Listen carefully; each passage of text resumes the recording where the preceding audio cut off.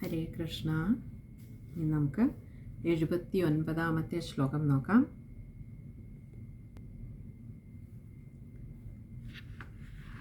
ഗോകർണ ഉവാച ദേഹേ സ്ഥിമാം സരുധിരേഭിമതിം ത്യജത്വം ജായാസു താദിഷു സദാ മമതാം വിമുഞ്ച പശ്യാനിശം ജഗദിദം ക്ഷണഭംഗനിഷ്ഠം വൈരാഗ്യരാഗരസികോ ഭവ ഭക്തിനിഷ്ഠഃ.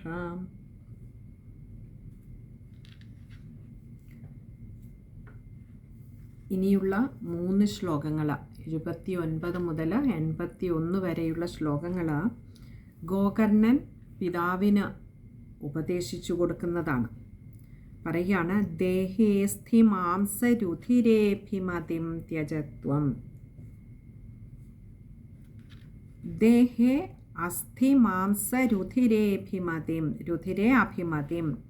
ദേഹേ, ഈ ദേഹം എന്ന് പറയുന്നത്, ഈ ശരീരം എന്ന് പറയുന്നത് അസ്ഥി, മാംസം, രുധിരം, രുധിരം എന്ന് പറഞ്ഞാൽ രക്തം, അഭിമതിം. അങ്ങനെ ഈ അസ്ഥിയും മാംസവും രക്തവും ചേർന്ന് ഉണ്ടാക്കിയിട്ടുള്ളതായിട്ടുള്ള ഈ ശരീരത്തിൽ അങ്ങ് ചേർത്ത് വച്ചിട്ടുള്ള അഭിമതിം, ഈ ഒരു ബുദ്ധിയെ എന്ന് പറഞ്ഞാൽ തൻ്റെ ചുറ്റിനും പല ബന്ധങ്ങളുടെ രൂപത്തിൽ നിൽക്കുന്ന ഈ കേവലമായ ദേഹം, അസ്ഥിയും മാംസവും രക്തവും ചേർന്ന് ചേർന്നിട്ടുള്ളതായിട്ടുള്ള ഈ ശരീരത്തിൽ അങ്ങ് വല്ലാത്തൊരു മമതാബന്ധം വെച്ചിരിക്കുന്നു. അതിനെ ത്യജത്വം അങ്ങ് ഉപേക്ഷിച്ചാലും, അതിനോടുള്ള ആ ഒരു ബുദ്ധിയെ, അതിനോട് ചേർത്ത് വച്ചിരിക്കുന്ന അങ്ങയുടെ ഈ ബുദ്ധിയെ അങ്ങ് ഉപേക്ഷിച്ചാലും ജായാസുതാദിഷു സദാ മമതാം വിമുഞ്ച. ജായാസുത ആദിഷു, ഭാര്യ, പുത്രൻ എന്നൊക്കെ ആദിയായിട്ടുള്ള ഈ വിചാരത്തെയും സദാ മമതാം വിമുഞ്ച, ഈ ഒരു എൻ്റെ ഭാര്യ, എൻ്റെ പുത്രൻ എന്നൊക്കെയുള്ള ഈ ഒരു ബന്ധവിചാരത്തെ അങ്ങ്, ഈ ഒരു മമതയെ, സദാ അങ്ങ് ഈ ഒരു മമതയെ വെച്ചുകൊണ്ടാണ് ഇപ്പോൾ നടക്കുന്നത്. അതാണ് അങ്ങയുടെ ദുഃഖത്തിന് കാരണം. അതിനെയൊക്കെ വിമുഞ്ച, ഉപേക്ഷിച്ചാലും പശ്യാനിശം ജഗദിദം ക്ഷണഭംഗനിഷ്ഠം. അനിശം, അങ്ങ് കണ്ടാലും, അനിശം എപ്പോഴും, ജഗദിദം, ഈ ജഗത്ത്, ക്ഷണഭംഗനിഷ്ഠം, ഓരോ ക്ഷണത്തിലും അത് മാറിക്കൊണ്ടിരിക്കുന്നതാണ്, നശിച്ചുകൊണ്ടിരിക്കുന്നതാണ്. ഓരോ നിമിഷവും ഈ ജഗത്തിന് മാറ്റം സംഭവിച്ചുകൊണ്ടിരിക്കുന്നു, നശിച്ചുകൊണ്ടിരിക്കുന്നു. അങ്ങനെ ഈ ജഗത്ത് തന്നെ മാറിക്കൊണ്ടിരിക്കുന്നതാണെന്നിരിക്കെ, മാറ്റത്തിന് വിധേയമാണെന്നിരിക്കെ, ഈ ജഗത്തിലുള്ള സർവ ചരാചരങ്ങളും ആ മാറ്റത്തിന് വിധേയമാണ്. അവരവരുടെ കർമ്മ പ്രാരബ്ധങ്ങൾക്കനുസരിച്ച്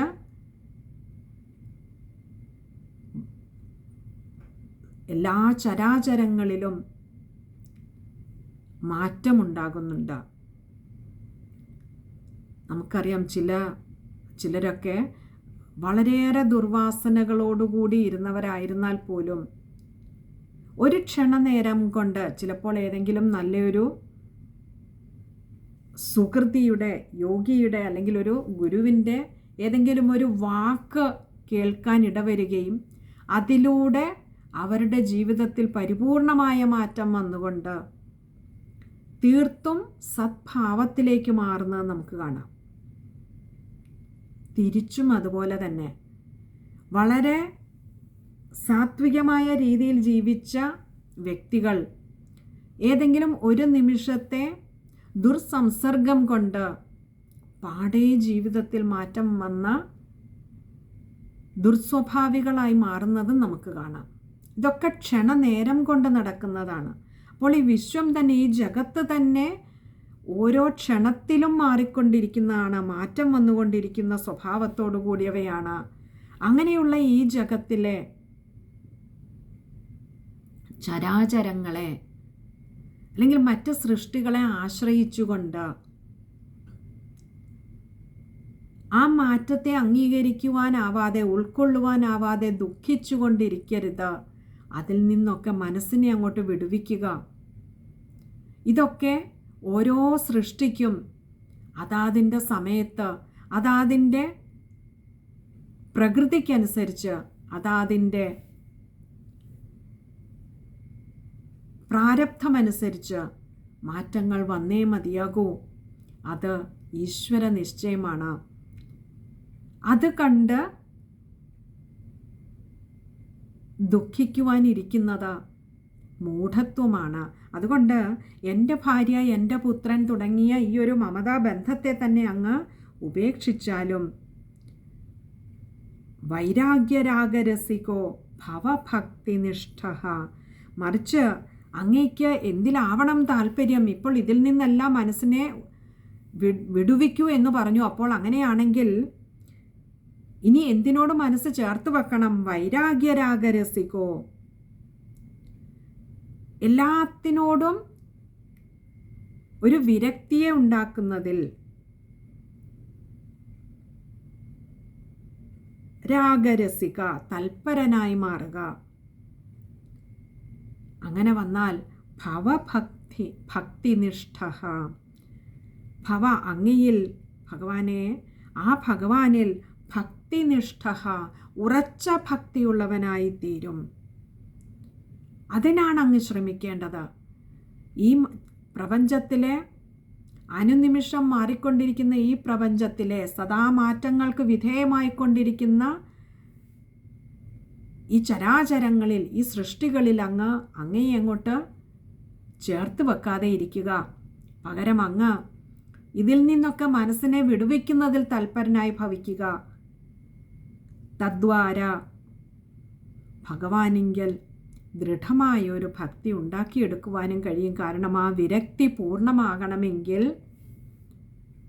ആത്മതത്വത്തെ നന്നായി വിചാരം ചെയ്തേ മതിയാകൂ.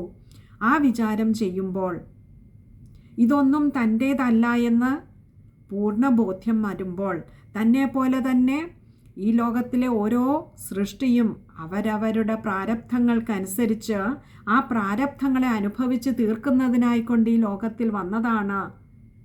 തന്നിൽ നിന്ന് അവയും അവയിൽ നിന്ന് തനിക്കും എന്തൊക്കെയോ കർമ്മ പ്രാരബ്ധങ്ങൾ ബാക്കി നിൽക്കുന്നു. അതൊക്കെ കൊടുത്തും വാങ്ങിച്ചും തീർക്കുന്നതിന് വേണ്ടി മാത്രം വന്നതാണ്. അതിനോടൊക്കെ മനസ്സിനെ വല്ലാതെ ചേർത്ത് വെക്കണ്ട. ഇതൊക്കെ ക്ഷണികമാണ്. ഇതൊക്കെ ഇന്നുള്ളത് നാളെ ഉണ്ടാവില്ല. എല്ലാത്തിനും മാറ്റം വരുന്നു. നന്മയ്ക്കും തിന്മയ്ക്കുമൊക്കെ ഈ ഒരു ചാക്രികമായ പ്രക്രിയ നമുക്ക് കാണാം. നന്മ തിന്മയായി മാറുന്നു, തിന്മ നന്മയായും മാറുന്നത് നമുക്ക് കാണാം. അപ്പോൾ അങ്ങനെയുള്ളതിനോട് മനസ്സ് ചേർത്ത് വെക്കാതെ ഇവയൊക്കെ ദുഃഖപ്രദമാണെന്നറിഞ്ഞുകൊണ്ട് ഈ ആത്മതത്വവിചാരത്തെ നന്നായി പരിപോഷിപ്പിച്ച്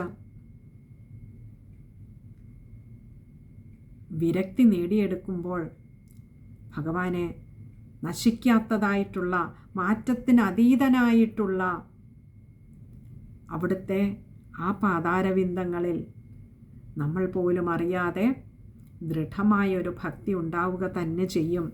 അതിനാണ് അല്ലയോ പിതാവേ അവിടുന്ന് തൽപരനാകേണ്ടത്, രാഗരസികനാകേണ്ടത്. അപ്പോൾ ആദ്യത്തെ കാര്യം എന്താണ് ഞാൻ ചെയ്യേണ്ടത്, കിം കർത്തവ്യം എന്ന് ചോദിച്ചെടുത്ത് എന്താണ് ഞാൻ ചെയ്യേണ്ടത് എന്ന് ആദ്യത്തെ ഒരു ശ്ലോകത്തിൽ വളരെ ലളിതമായി പറഞ്ഞു കൊടുത്തു. അതേസമയം വളരെ ഗാഠമായിട്ടുള്ള ഒരു തത്വത്തെയാണ് ഇവിടെ ഒരു ശ്ലോകം കൊണ്ട്, ആദ്യത്തെ ഒരു ശ്ലോകം കൊണ്ട് തന്നെ ഗോകർണൻ തൻ്റെ പിതാവിന് ഉപദേശിച്ചു കൊടുക്കുന്നത്. നമുക്ക് ആ ശ്ലോകം ഒന്നുകൂടി നോക്കാം. ദേഹേ സ്ഥിമാംസരുധിരേഭിമതിം ത്യജത്വം ജായാസു താദിഷു സദാ മമതാം വിമുഞ്ച പശ്യാനിശം ജഗദിദം ക്ഷണഭംഗനിഷ്ഠം വൈരാഗ്യരാഗരസികോ ഭവഭക്തിനിഷ്ഠഃ. ശ്ലോകം വായിക്കുമ്പോൾ ശ്രദ്ധിക്കേണ്ട കാര്യങ്ങൾ: ദേഹേസ്ഥി മാംസരുധിരേഭിമതിം. കഴിയുന്നതും അതത്രയും ചേർത്ത് തന്നെ വായിക്കണം. പിന്നെ ഒന്ന് ദേഹേസ്ഥി, ദേഹേ അസ്ഥിയാണ്, അവിടെ വിശ്ലേഷണമുള്ളത് കൊണ്ട് ഏകാരം നീട്ടിയെടുക്കുക. അതുപോലെ രുധിരേഭിമതിം, രുധിരേ അഭിമതിമാണ്, ഏകാരം നീട്ടിയെടുക്കുക. പിന്നെ പശ്യാനിശം, പശ്യ അനിശമാണ്. അതുപോലെ വൈരാഗ്യരാഗരസികോ ഭവഭക്തിനിഷ്ഠ, അവിടെയൊക്കെ ഇച്ചിരി കട്ടിയിൽ വായിക്കേണ്ടതാണ്. ഭ നിഷ്ഠ, ഠായൊക്കെ അതൊക്കെ ശ്രദ്ധിക്കുക. അവിടെ വിസർഗവുമുണ്ട്, പകുതി ഹകാരത്തിൽ വായിച്ചു നിർത്തുക. ഇനി അടുത്തത് 80-ാമത്തെ ശ്ലോകമാണ്.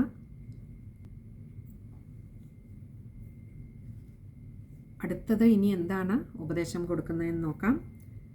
ധർമ്മം ഭജസ്വ സതതം ത്യജത് ലോകധർമാൻ സേവസ്വ സാധു പുരുഷാൻ ജഹി കാമതൃഷ്ണാം അന്യസ്യ ദോഷഗുണചിന്തനമാശു മുക്ത്വാ സേവാകഥാരസമഹോ നിതരാം പിബത്വം.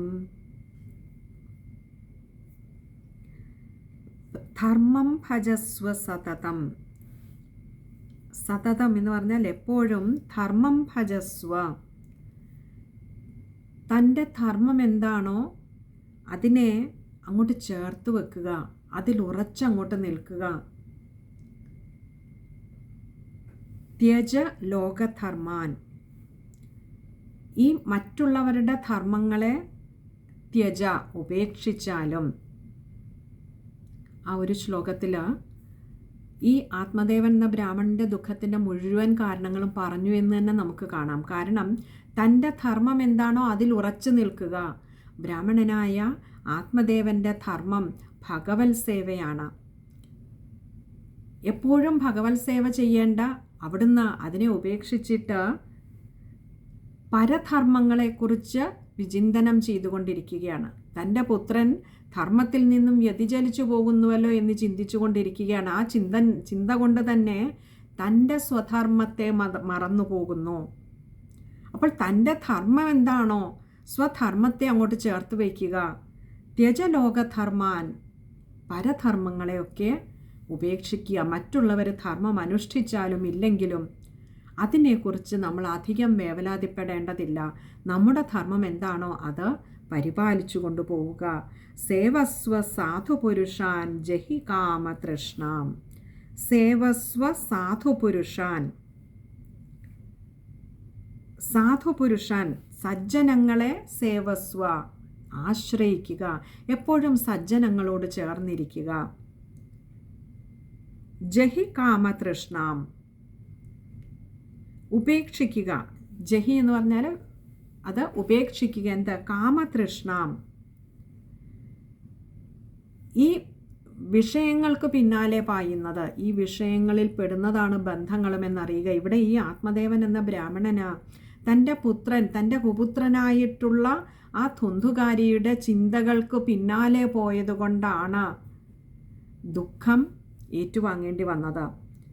അപ്പോൾ ഇതിനെ, ഈ ഒരു വിഷയങ്ങളെ ഒക്കെ, വിഷയവിചാരത്തെയൊക്കെ ഉപേക്ഷിച്ചിട്ട്, അപ്പോഴോ ഈ വിഷയവിചാരത്തെ ഉപേക്ഷിച്ചില്ല എന്ന് തന്നെയല്ല ഈ ആത്മദേവൻ എന്താ ചെയ്തത് എന്ന് ചോദിച്ചാൽ, തൻ്റെ കുപുത്രനായിട്ടുള്ള ധുന്ധുകാരിയുടെ ഇത്തരം കുൽസിത പ്രവർത്തികളെക്കുറിച്ച് മാത്രം ചിന്തിക്കുകയും പറയുകയും ചെയ്തുകൊണ്ടിരിക്കുക, അതിനെക്കുറിച്ച് മാത്രം വിചാരം ചെയ്തുകൊണ്ടിരിക്കുക. കാരണം കൂടെയുള്ള ധുന്ധുലി എന്ന പത്നിക്കും ഇത് മാത്രമേ പറയാനുള്ളൂ.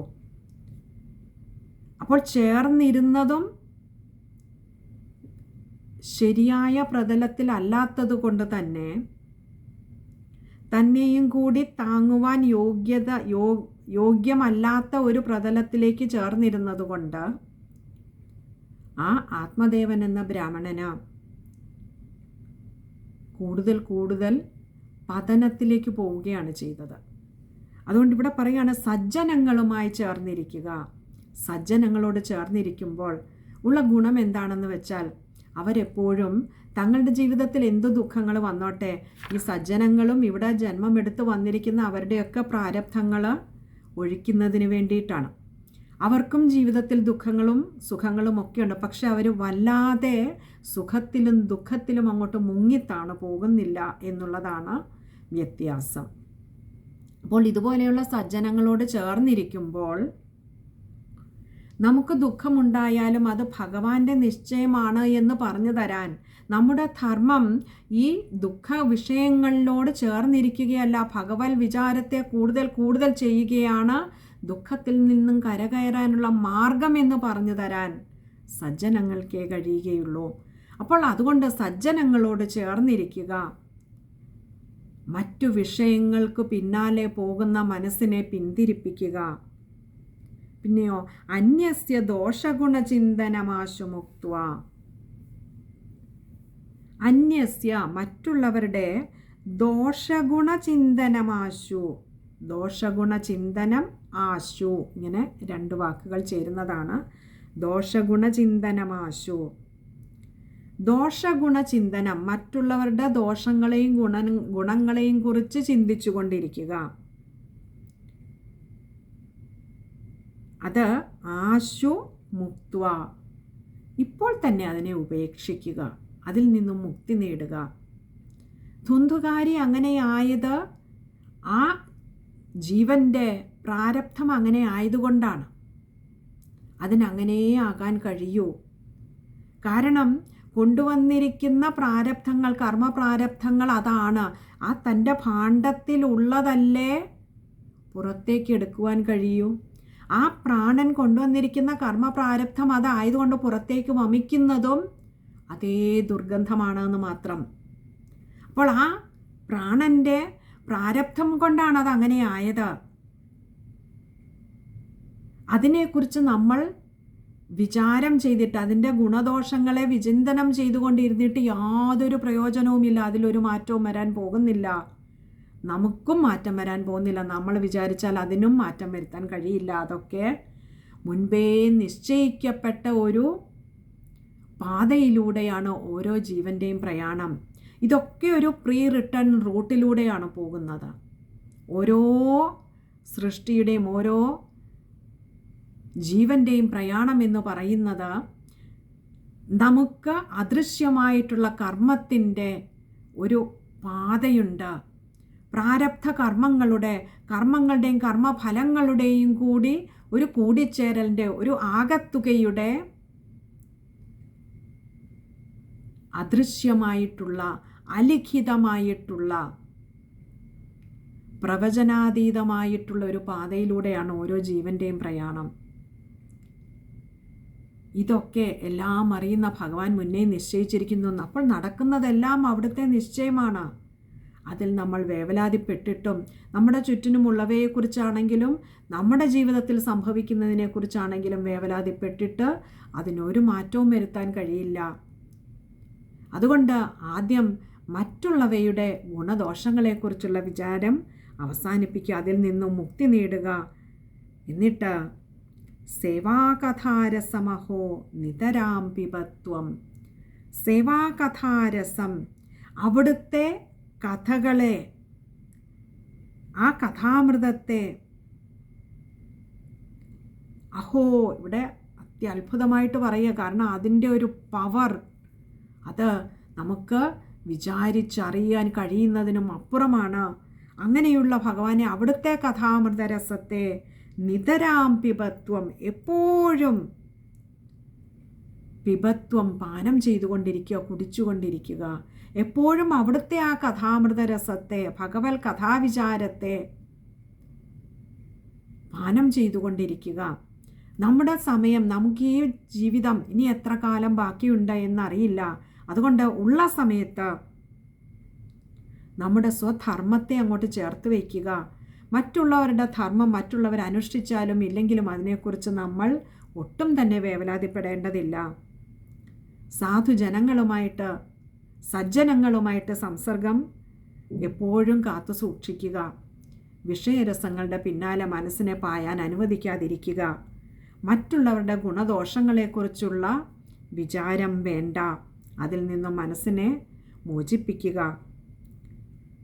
എപ്പോഴും ആ മനസ്സിനെ ചേർത്ത് വെക്കേണ്ടത്, ദേഹം ചേർന്നിരിക്കേണ്ടത് സജ്ജനങ്ങളുമായിട്ടാണെങ്കിൽ ആ സജ്ജന സംസർഗത്തിലൂടെ തന്നെ മനസ്സെപ്പോഴും ചേർത്ത് വെക്കേണ്ടത് ഭഗവത് കഥാമൃത രസത്തെ പാനം ചെയ്യുന്നതിലാവട്ടെ. ഇതാണ് ആ ഗോകർണൻ നൽകുന്ന ഏറ്റവും സുന്ദരമായ ഉപദേശം, ആ സാരോപദേശം. ഇത് ആത്മദേവൻ എന്ന പിതാവിന് മാത്രമല്ല നമ്മളോടും കൂടി പറഞ്ഞു തരികയാണ്. നമ്മളുമൊക്കെ നിത്യവും ഇതേപോലെയുള്ള അബദ്ധ സഞ്ചാരം നടത്തുന്നവരാണ്. പരധർമ്മത്തെക്കുറിച്ചുള്ള വിചാരം, അന്യരുടെ ഗുണദോഷങ്ങളെക്കുറിച്ചുള്ള വിചാരം, ഇതൊക്കെ അതുപോലെ തന്നെ ലോകവിഷയങ്ങൾക്ക് പിന്നാലെയുള്ള മനസ്സിൻ്റെ പരക്കം പാച്ചിൽ, ഇതിൽ നിന്നൊക്കെ മുക്തി നേടൂ എന്ന് ഇത് നമ്മളോട് പറയുകയാണ്. ഈ സംസാര സാഗരത്തിൽ നിന്നും മറുകര എത്തണമെങ്കിൽ, ദുഃഖത്തിൽ നിന്നും മോചനമുണ്ടാകണമെങ്കിൽ ഇതേ ഒരു മാർഗമുള്ളൂ. ആ ഭഗവത് കഥാസാരത്തെ വിചാരം ചെയ്തുകൊണ്ടിരിക്കുക, ഭഗവത് പാദങ്ങളെ സദാ ആശ്രയിക്കുക. ഹരേ കൃഷ്ണ. ഇനി നമുക്ക് ആ ശ്ലോകം ഒന്നുകൂടി നോക്കാം. ധർമ്മം ഭജസ്വ സതതം ത്യജ ലോകധർമാൻ സേവസ്വ സാധുപുരുഷാൻ ജഹി കാമതൃഷ്ണാം അന്യസ്യ ദോഷഗുണചിന്തനമാശു മുക്ത്വാ സേവാകഥാരസമഹോ നിതരാം പിബത്വം. ആ ശ്ലോകം വായിക്കുമ്പോൾ ശ്രദ്ധിക്കേണ്ട കാര്യങ്ങൾ, ഇത് കുറച്ച് എളുപ്പമുള്ള ഒരു ശ്ലോകം തന്നെയാണ്. മൂന്നാമത്തെ വരിയിൽ ദോഷഗുണചിന്തനമാശു, ദോഷഗുണചിന്തനം ആശു ആണ്, അത് ശ്രദ്ധിക്കുക. അതുപോലെ സേവാകഥാരസം അഹോ, അവിടെ സേവാകഥാരസം അഹോ ആണ്, അതും ശ്രദ്ധിക്കുക. ഇനി അടുത്തത് ഈ അധ്യായത്തിലെ അവസാനത്തെ ശ്ലോകമാണ്, 81ാമത്തെ ശ്ലോകം. ഏവം സുതോക്തി വശതോപി ഗൃഹം വിഹായ യാതോ വനം സ്ഥിരമതിർഗതഷഷ്ടിവർഷഃ യുക്തോ ഹരേരനുദിനം പരിചര്യയാസൗ ശ്രീകൃഷ്ണമാപനിയതം ദശമസ്യ പാഠാത്. ഗോകർണൻ്റെ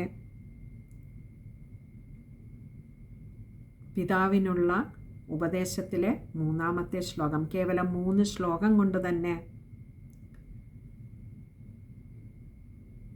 അറിയേണ്ടതെല്ലാം അറിയത്തക്ക വിധത്തിൽ, പറയേണ്ടതെല്ലാം പറയേണ്ട വിധത്തിൽ പറഞ്ഞുകൊടുത്ത് തൻ്റെ പിതാവിനെ ഉയർത്തുകയാണിവിടെ ഗോകർണൻ.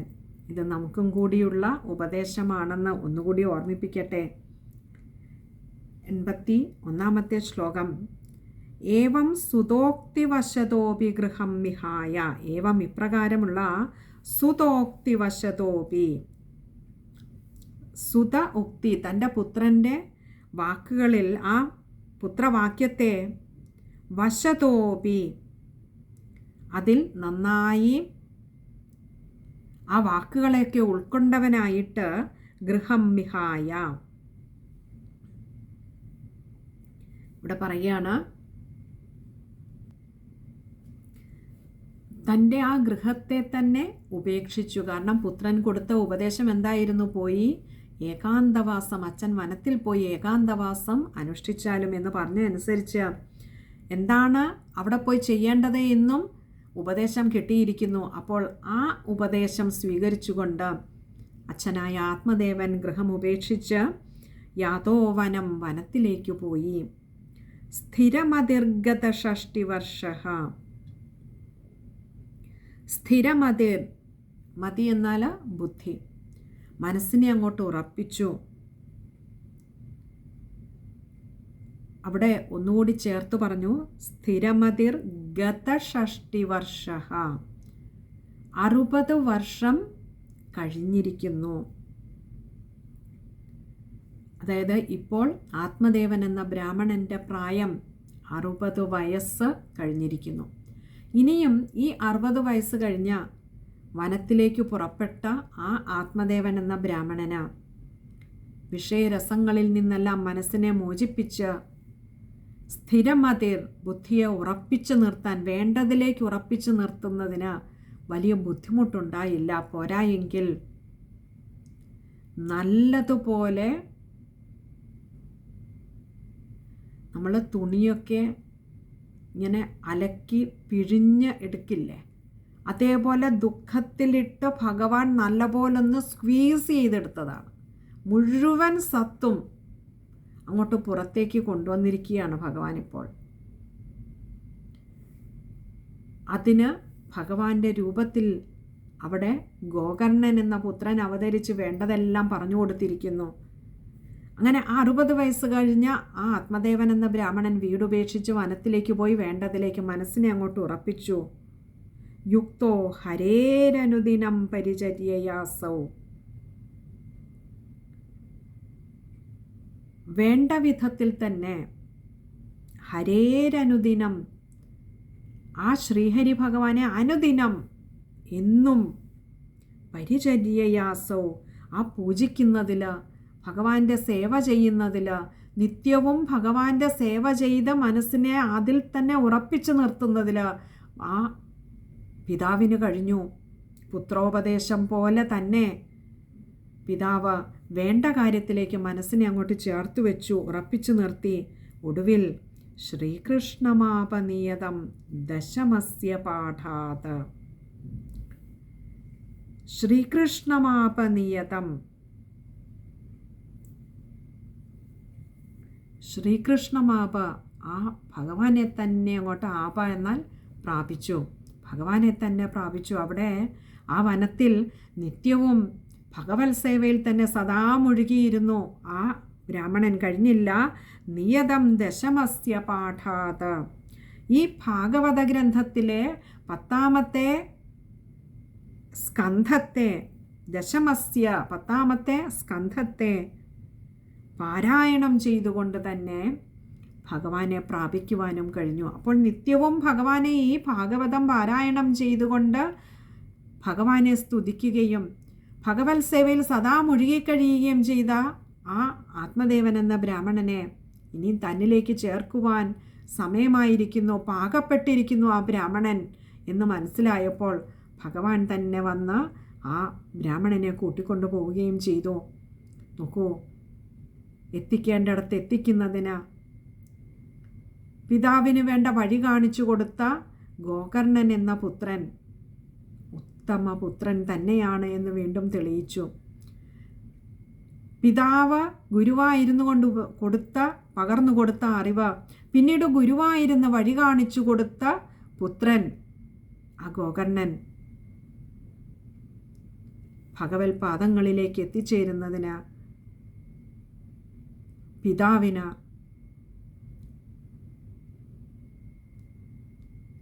അത് ഏത് തരത്തിലൂടെ ഭഗവത് സേവ ചെയ്യണമെന്ന് പറഞ്ഞുകൊടുത്ത്, എങ്ങനെ ഭഗവാനിലേക്ക് മനസ്സിനെ ഉറപ്പിച്ചു നിർത്താമെന്ന് പറഞ്ഞു കൊടുത്തുകൊണ്ട്. കാരണം ഗോകർണൻ ഇന്ന് സഞ്ചരിക്കുന്നത് ആ വഴിയാണ്. പൂർണ്ണമായും ഭഗവത് വിചാരത്തിൽ മുഴുകിക്കഴിയുന്ന ജ്ഞാനിയായ ഗോകർണൻ അതുകൊണ്ട് തന്നെ ഉപദേശം കൊടുക്കുന്നതിന് യോഗ്യനുമായിരുന്നു, വഴി കാണിച്ചു കൊടുക്കുന്നതിനും യോഗ്യനായിരുന്നു. കാരണം തൻ്റെ ജീവിതപാത അത് തന്നെയാണ്. ആ പാത അങ്ങോട്ട് വെട്ടിത്തുറന്നിട്ട് കൊടുത്തു തൻ്റെ പിതാവിന്. പുത്രൻ പറഞ്ഞതിൻ്റെ സത്ത നന്നായി ഉൾക്കൊണ്ടുകൊണ്ട് അതേ പാതയിലൂടെ നടന്ന ആ പിതാവിനെ, സദാ ഭഗവത് വിചാരത്തിൽ മുഴുകിക്കഴിഞ്ഞ പിതാവിനെ, നിത്യവും ദശമസ്കന്ധം പാരായണം ചെയ്ത് ഭഗവാന്റെ പ്രീതിക്കായിക്കൊണ്ട് അപേക്ഷിച്ചു കഴിഞ്ഞിരുന്ന ആ പിതാവിനെ ഭഗവാൻ കൈവിട്ടില്ല, വന്നു കൂട്ടിക്കൊണ്ടുപോയി തന്നോട് ചേർക്കുകയും ചെയ്തു. ഹരേ കൃഷ്ണ ഹരേ കൃഷ്ണ. ഇനി നമുക്ക് ആ ശ്ലോകം ഒന്നുകൂടി നോക്കാം. ഏവം സുതോക്തി വശതോപി ഗൃഹം വിഹായ യാതോ വനം സ്ഥിരമതിർഗത 6 വർഷഃ യുക്തോ ഹരേരനുദിനം പരിചര്യയാസൗ ശ്രീകൃഷ്ണമാപനിയതം ദശമസ്യ പാഠാത്. ശ്ലോകം വായിക്കുമ്പോൾ ശ്രദ്ധിക്കേണ്ട കാര്യങ്ങൾ: സുതോക്തി വശതോപി, അവിടെ വിശ്ലേഷണം ഒകാരം നീട്ടിയെടുക്കുക. പിന്നെ അടുത്ത സ്ഥിരമതിർഗത ഷഷ്ടിവർഷ. അവിടെ സ്ഥിരമതിഹി ഗത ഷഷ്ടിവർഷ, ഇങ്ങനെ 2 വാക്കുകളുണ്ട്.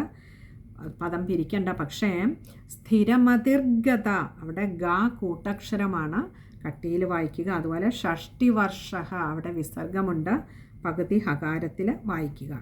പിന്നെ യുക്തോ ഹരേരനുദിനം, ഹരേ അനുദിനമാണ് രണ്ടാമത്തെ രായ്ക്ക് അകാരം കൊടുത്ത് വായിക്കുക. ഇത് ഇത്രയും കാര്യങ്ങളാണ് ആ ഒരു ശ്ലോകം വായിക്കുമ്പോൾ ശ്രദ്ധിക്കേണ്ടതായിട്ടുള്ളത്. ഇനി നമുക്ക് 4-ാമത്തെ അധ്യായം ഭഗവാന്റെ ഇച്ഛയ്ക്കനുസരിച്ച് ഭഗവാൻ പറയിപ്പിച്ചതാണ്. നമുക്കിനി അത് സമ്പൂർണ്ണ പാരായണം ചെയ്ത് ആ പാദാരവിന്ദങ്ങളിൽ സമർപ്പിക്കുന്നതിനുള്ള സമയമാണ്. അത് അടുത്ത സത്സംഗത്തിൽ കാണാമെന്ന് കരുതുന്നു. ഇത് ശ്രീ പത്മപുരാണേ ഉത്തരഖണ്ഡേ ശ്രീമദ്ഭാഗവതമാഹാത്മ്യേ വിപ്രമോക്ഷോ നാമ ചതുർത്ഥോധ്യായഃ. സർവത്ര ഗോവിന്ദനാമസങ്കീർത്തനം. ഗോവിന്ദ ഹരി ഗോവിന്ദ.